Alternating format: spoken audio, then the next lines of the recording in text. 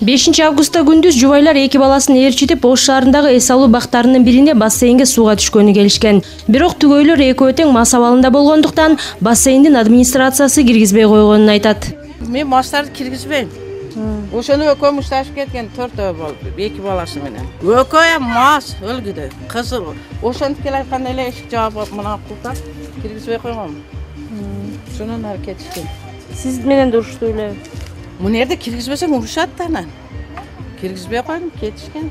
Маалыматтарга караганда күйөөсү аялын ушул жактан ур токмокко ала баштайт да жол бою үйүнө жеткенге чейин сабап барат. 39 жаштагы жубайы үйүнө жеткенден кийин алган жарааттарын көтөрө албай каза болуп калган. Дарыгерлер текшергенде аялдын боору эзилип, башына кан куюлуп кеткени аныкталат.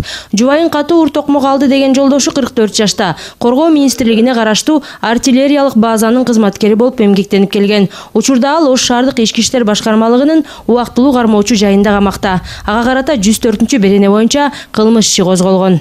Бул факт боюнча азыр адам өлүмүнө алып келген денеге өзгөчө оор залал келтирүү беренесинин негизинде кылмыш иши козголуп, учурда Ош шаардык ички иштер башкармалыгынын тергөө бөлүмү тарабынан тергелип жатат. Ал эми кылмышка шектүү 1973-жылы туулган бул Ислам көчөсүнүн тургуну Ош шаардык ички иштер башкармалыгынын убактылуу кармоочу жайына киргизилди. Ак жүрөк кризистик борборунун берген маалыматына ылайык, Ош областында жыл башынан бери үй бүлөлүк чыр-чатактан жабыркаган 400дөй аял кайрылган. Жубайлардын ортосунда жаңжалдардын дээрлик көпчүлүгү ичкиликтин айынан болууда дешет бейөкмөт уюмдары.